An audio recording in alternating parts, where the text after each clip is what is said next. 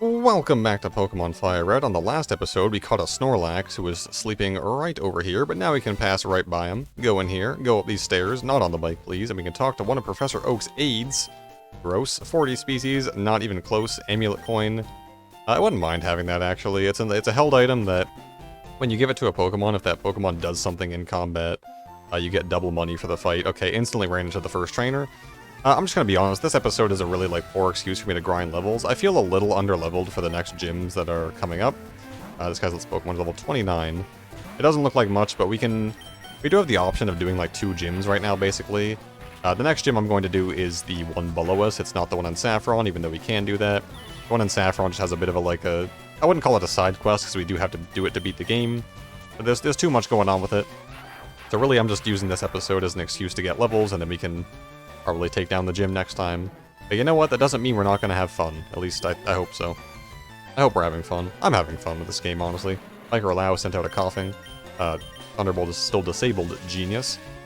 I did do some other leveling off-screen. Basically, I went back and fought all the trainers that I would have run into if I tried to go through the routes we've already been through. I didn't think it was that big of a deal to fight a bunch of, level 20 Rattatas and Growliths. Got some minor levels. No one learned any new moves or anything. It just kind of happened. But I can tell you that the town below us is going to have some pretty decent moves. One in particular, there's a decent move you can learn. I mean, you have to learn it to beat the game. Nice sightlines, genius. I will fight this guy. Well, we'll get some more bikers. You heading to Fuchsia? Spoilers, that's the next city name. So yeah, Fuchsia City, home of the Poison-type gym. Not a great matchup for us, honestly, because while Nicholas does have Dig to deal with Poison types, Weezing is a very common Pokemon and does happen to be immune to Ground-type moves. But like I said, we can't really learn any Psychic-type moves, so we're just gonna kind of have to beat the devil out of our opponents to win. Seems good to me. Rachel's going hard in the paint. In the paint, rather. A little afraid of the letter P after how many pops there were in the last episode, but I'm gonna try and avoid it. So everyone's in their late 20s, or early 30s, very unlike me. They're going through their midlife crisis phase of, are they good enough? Don't worry, you guys are all pretty good. I think, like I said before, I think everyone has a decent spot on the team right now, so how's everyone doing? Oh, don't talk about bad media, don't talk about bad media. I'm going to talk about bad media. We'll start things off simple, okay? Everyone's talking about the Velma show, right? The Velma show is horrible, the Velma show is the worst rated show on IMDb. I don't really care. I mean, I'm kind of glad when things like this end up being terrible, because I love seeing, big celebrities and actors just kind of get their just desserts, so to speak. Rachel, please. It's just fun to have actors and, really big celebrities come out with this big, project and then just kind of blows up in their face. It's very fun for me, because I really do detest celebrity culture and celebrities in general. That's just my opinion. Biker Virgil has been defeated. Listen, the best version of Velma already exists, and her name is Linda Cardellini. She was in the James Gunn movies, in case you are not aware. The James Gunn movies, a massive, massive part of my childhood. I respect them greatly. Are they trying to make a third one? I don't know. It's always... Nowadays, they're always trying to make, sequels and reboots for things that came out, 20 years ago, and I feel like Scooby-Doo might be next. They might finally... James Gunn has finally proven himself as a filmmaker, so now they're going to give him the R-rated Scooby-Doo he always wanted. Nice minimize, thankfully I have the counter in the form of Shockwave. Unfortunately, it does not do that much damage, but Buck is quite Wally, so I don't know what to tell you. Wally. I remember watching Wally as a child, and I just never really understood it because I was a child and I didn't really understand the ramifications of climate change on the planet that we call Earth, but that's just my opinion. I should get back to watching a lot of, Pixar movies now again. Again. Because that's probably going to do a lot of damage. Yeah. Just because I haven't seen any in a long time. I've been meaning to rewatch, Up, I guess. Up could be cool. Yeah, Simon's on the team. He doesn't have, a great matchup into the poison types, though, so whatever. Up is just, I mean, what a great movie about learning to let go, right? Learning to live in the moment, tongue twister, instead of holding on to past mistakes and past failures. What a great message for the kids that I didn't understand as a child because I was an idiot. Some things never change, I guess. Anyways, we're still going down Cycling Road here, hoping to not run into too many trainers. I need a little exercise. Okay, well, why are you just, sitting here on your bike? Go do something. That character model is hilarious. Cue Ball Jamal back on the scene with his Mankey. What else has been happening? I don't know. There's been a bit of an indie horror thing coming out recently. Not recently, this has been an ongoing issue for quite a while. But I feel the need to speak about it because this is, common knowledge now, and I feel like maybe I don't know. I've never really had like a hot take on this channel before, and this certainly isn't one. The indie horror nowadays is just the worst thing ever. That does 26 damage. Like, here's the thing. Five Nights at Freddy's, I think, was great when it came out. I think it was really inventive and creative, and the limitations were very cute, and I think they helped to build the experience. And nowadays we have, like, I did not expect that Pokemon to come out, Victoria. Nowadays we have Poppy Playtime, right? And when that game came out, people went nuts over it, and they were like, this is the new face of indie horror, this is incredible. And I mean, it's taken the internet by storm for sure. I detest Poppy Playtime like you wouldn't believe. It's just like, it has everything wrong with like indie games, right? It's to me it's such a blatant cash grab. It has the chapter-based gameplay. Buy our merch. The first episode is like maybe 45 minutes long and it costs like $5. And only one of those minutes is actually interesting. And I mean, it's just one of those games that I feel like I can't quite I can't miss anything by playing it that I couldn't by just like watching someone else play it. I guess that's the definition of a tuber game, right? A tuber game or a YouTuber game, as it maybe is more colloquially known. It's just a game made to get YouTubers to play it, thereby gaining popularity. Poppy Playtime is like the perfect example of that. It is bred for YouTubers to play. And now we have Hello Neighbor has always been garbage. It was never a good video game. And then we have the new one, Garten of Ban, I believe it's called, which just looks awful. I mean, that is... the fact that people are debating whether or not it's satire, I think says something about the game itself. I mean, episodic releases, Chapter 1 is out, it's free, it's maybe like 15 minutes long, and there's one half-decent scene in it. The rest is like, what if the children's thing was evil and crazy? And that's just, I mean, come on, man.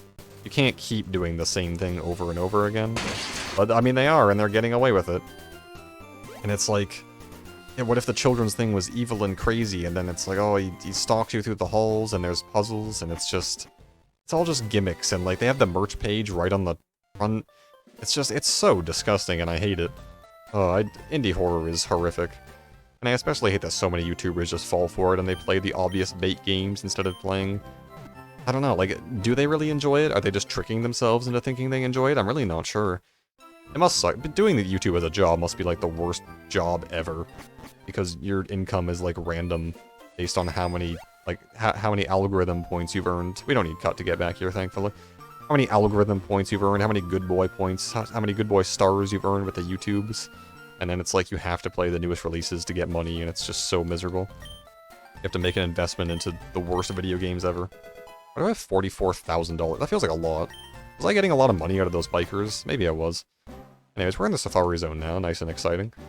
It might be a short episode today, just gonna be honest. I wouldn't say I'm like not feeling recording, I don't know, I'm a little off maybe.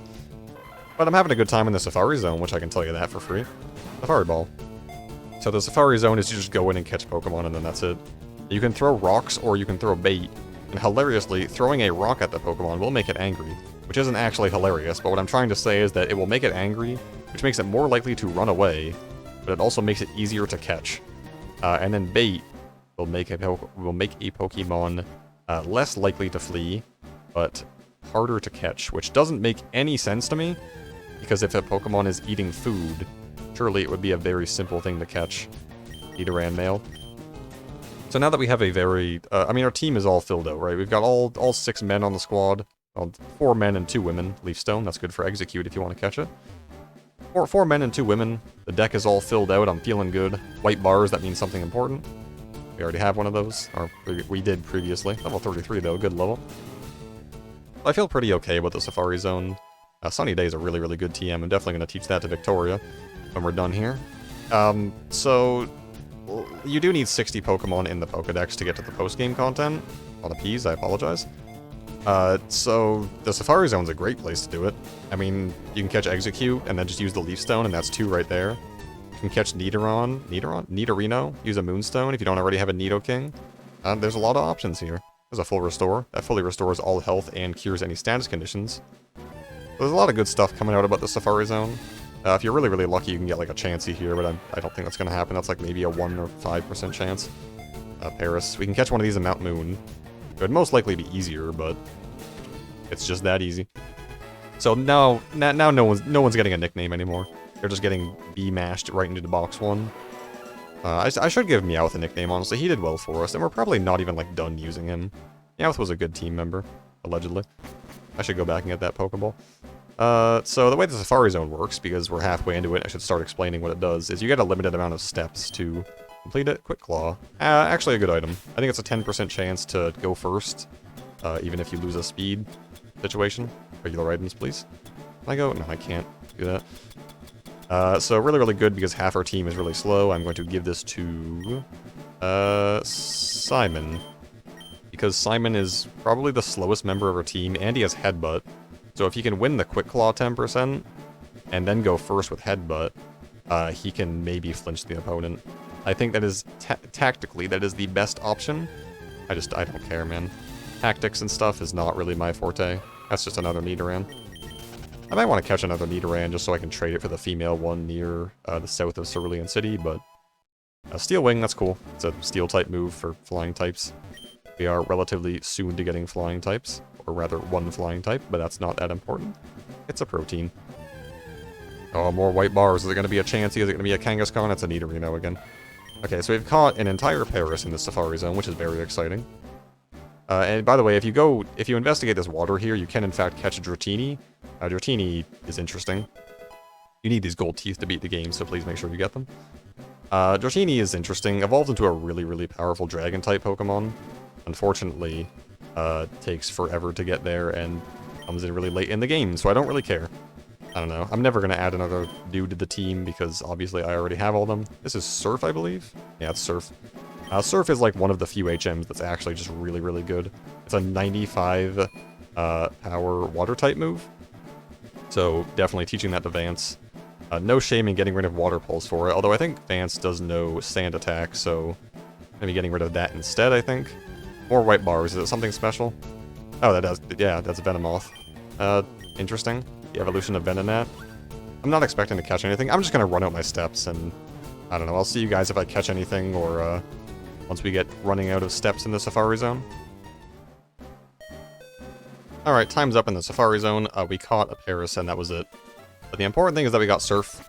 Surf is kind of like a double HM, because you need 2 HMs to beat the game, and one of those is Surf. Well, you need more than 2, but I'm saying that Surf unlocks another HM for you if you come on down to this house with the mailbox and give this man's gold teeth back. I guess Surf really isn't related to that. What I'm trying to say is that the Safari Zone has quite a bit of items in it that you would like. One of those is, in fact, Sunny Day. He gives you Strength, which there's a boulder over there, which that's what Strength does. It lets you move boulders. So let's teach a lot of TMs to our squad, why don't we? You know, let's use this protein before I forget, by the way. Simon, get proteined. Cool. So TMs, or HMs actually. We're going to teach Surf to Vance because it's really good, 95 base power. We're going to get rid of Sand Attack for it. We're going to teach Strength to Simon, A, because it's alliterative, which makes it fun, and B, because it is a 80 base power normal type move. And with Simon, that's basically 120 power because of the same type attack bonus. So it's actually like a decent move for him. And then we're also going to teach Sunny Day to Victoria. You'll recall, Victoria's ability is Chlorophyll. Doubles her speed in the sunshine. Yeah, get rid of Snore. We're not using Snore. I'll just eat my sleep like a man. Or like an adult, rather. Sorry, I don't want to promote toxic masculinity. So, yeah, when it's sunny out, Victoria's speed gets doubled, and it also helps to boost the power of Charlie's fire-type moves, which is nice. There's a nice little synergy between the two. But I think, yeah, that should be good. We're going to at least get rid of Poison Powder. We haven't been using it too much. Also, the next gym is Poison, so not super useful. There you go. It's a big move learning enjoyer situation. No Hyper Beam yet. I don't think the time is right. We're going to strength this boulder out of the way. And I'll show off what's going on. You know what? I'll show off the gym. I'll show off... well, we're going to dip our toes. I'm feeling confident. So the next gym is Poison type, even though I remember there are quite a bit of Psychic types inside.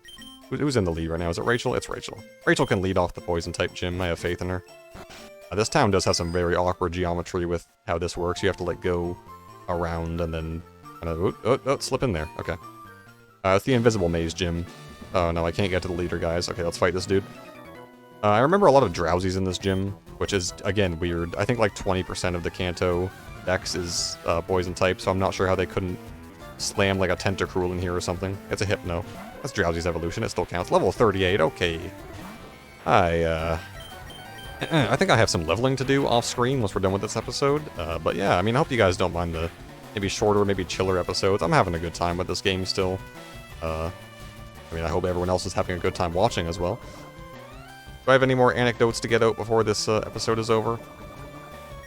Butterscotch. I had some butterscotch little chocolate chips recently on a nice little dessert, and I found it very nice. That's basically the end of that. You know what I don't like? I don't like coconut, I don't like pineapple-flavored things. Lord help me if I'm ever stranded on a tropical island, because that, I would be toasted in an instant. Have we even used Simon in battle yet? Hang on. Oh, look at that. We dip our toes into the gym, and we also dip our toes into Simon's massive special defense stat. Huge. Trust me when I say that was, like, really, really a lot of damage to tank, because, Hypno is a very strong special attacker. Two headbutts should do it, I presume. Simon, you starting things off strong here. Oh, I know, look at that, Quick Claw activated. You know what, we got a lot done today. No, we didn't. We didn't get anything done today, but we had a lot of fun, didn't we? I had some fun. Had a lot of money of these jugglers. Okay, we're out, we're gone. We can't run in here. We're poisoned. We'll go to the Pokemon Center later. Anyways, we made it to Fuchsia City, we investigated the Safari Zone, we got some gold teeth, we got some HMs.